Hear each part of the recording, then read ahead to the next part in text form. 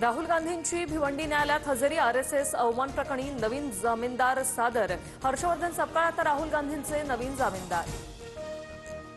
ठाण्यात राहुल गांधींच्या ताफ्याला भाजप कार्यकर्त्यांनी काळे झेंडे दाखवले. भाजप युवा मोर्चाची जोरदार घोषणाबाजी. एआय समिटमध्ये काँग्रेस कार्यकर्त्यांनी केलेल्या आंदोलनाचा निषेध. मंत्री दादा भुसे यांचा राऊतांविरोधातील अब्रू नुकसानीचा खटला मागे. राऊतांनी शेतकरी आणि सभासदांची माफी मागितल्यानंतर खटला मागे. अद्वै हिरेंनी चुकीची माहिती दिल्याचा राऊतांचा आरोप. फरार आरोपी कृष्णा आंधळे 3 वेळा गावी येऊन गेला. आमच्या जीवाला धोका. कृष्णा आंधळेला अटक करा. सरपंच संतोष देशमुख हत्या प्रकरणी धनंजय देशमुखांचा धक्कादायक खुलासा. 6 महिन्यात मिळालेली माहिती सीआयडीला दिली.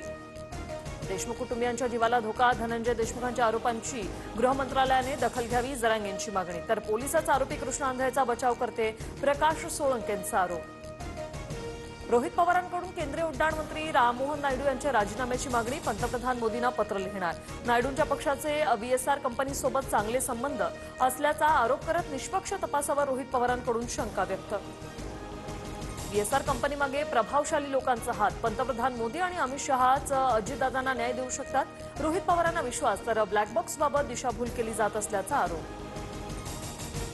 राष्ट्रवादीच्या विलिनीकरणाची सुनील तटकरेंना पूर्वकल्पना होती. 16 जानेवारीला तटकरे अजितदादा आणि सुळेंना भेटले होते. बैठकीत दादांनीच तटकरेंना विलिनीकरणाची माहिती दिली होती. सूत्रांची माहिती.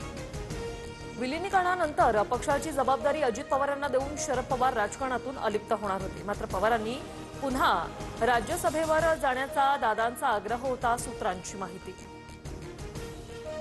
उद्धव ठाकरेंनी दिलेला उमेदवार निवडून आणणं आमची जबाबदारी. पण शरद पवारांनी राज्यसभेवर पुन्हा जाण्याची इच्छा व्यक्त केल्यास मित्रपक्ष म्हणून चर्चा करावी लागेल. संजय राऊतांची लवचिक भूमिका.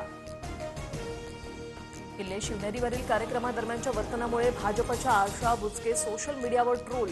बुचकेंनी उपमुख्यमंत्री सुनेत्रा पवारांच्या अपमानासह त्यांचा प्रोटोकॉल भंग केल्याचा आरोप. धक्काबुक्की आणि अरेरावीमुळे बुचकेंवर टीकास्त्र.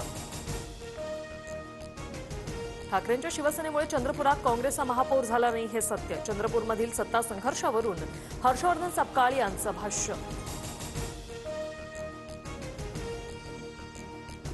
चंद्रपुरात आम्ही काँग्रेस सोबतच होतो. अंतर्गत गटबाजीमुळे काँग्रेसचा पराभव. एकत्र येण्यास नकार दिल्याने चंद्रपूरच्या राजकारणावर परिणाम. संजय राऊत यांचा पलटवार. चंद्रपूरच्या सत्ता संघर्षात माझी चूकच नाही तर माफी मागण्याचा प्रश्नच नाही. हितशत्रूंनी माफी मागितल्याची अफवा पसरवली. विजय वडेट्टीवार यांनी दावा फेटाळला.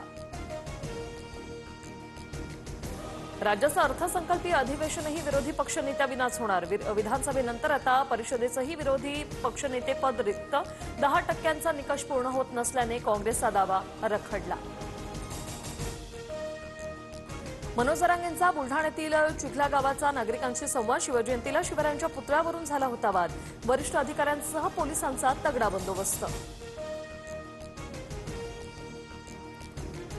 उन्हाळ्याच्या तोंडावर हवामानात मोठा बदल. 23 फेब्रुवारी नंतर विदर्भ मराठवाड्यासह मध्य महाराष्ट्रात पावसाची शक्यता. तर काही भागात ढगाळ वातावरण राहणार. हवामान विभागाचा अंदाज.